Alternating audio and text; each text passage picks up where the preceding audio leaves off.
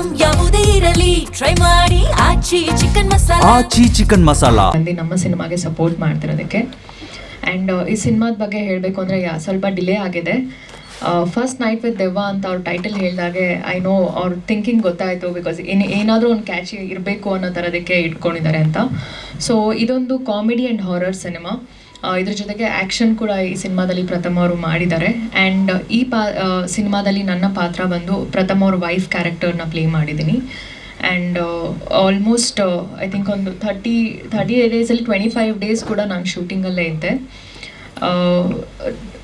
Different ಆಗಂತ ನಾನೇನು ಹೇಳೋದಕ್ಕೆ ಹೋಗಲ್ಲ. ಒಂದು ಹೆಂಡತಿ ಪಾತ್ರ ಹೇಗಿರುತ್ತೆ, ಹೊಸದಾಗಿ ಮದುವೆ ಆಗಿ ಬಂದವರು ಯಾವ ಥರ ಇರ್ತಾರೆ ಅನ್ನೋದೊಂದು ಕಾನ್ಸೆಪ್ಟ್ ಮೇಲೆ ಹೋಗಿದೆ. ಬಟ್ ಫಸ್ಟ್ ನೈಟ್ ಆಗುತ್ತೋ ಇಲ್ವೋ ಅನ್ನೋದೊಂದೇ ಇದರಲ್ಲಿ ಒಂದು suspense.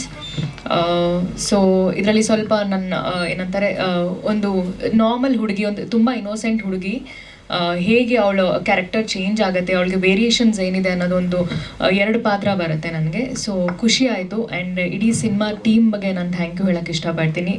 Swami ಸರ್ಗಾಗಲಿ, Nagesh ಸರ್ಗಾಗಲಿ and Ramesh ಸರ್ಗಾಗಲಿ. Song ಕೂಡ ತುಂಬ ಚೆನ್ನಾಗಿ ಮಾಡಿಕೊಟ್ಟಿದ್ದೀರಾ. ಆ್ಯಂಡ್ 2 ಸಾಂಗ್ ಇದೆ ಈ ಸಿನಿಮಾದಲ್ಲಿ. ಅದರಲ್ಲಿ ಒಂದು ಸಾಂಗ್ ಏನು ನಂದು ಮತ್ತು ಪ್ರಥಮ್ ಅವ್ರ ಕಾಂಬಿನೇಷನ್ ಇದೆ.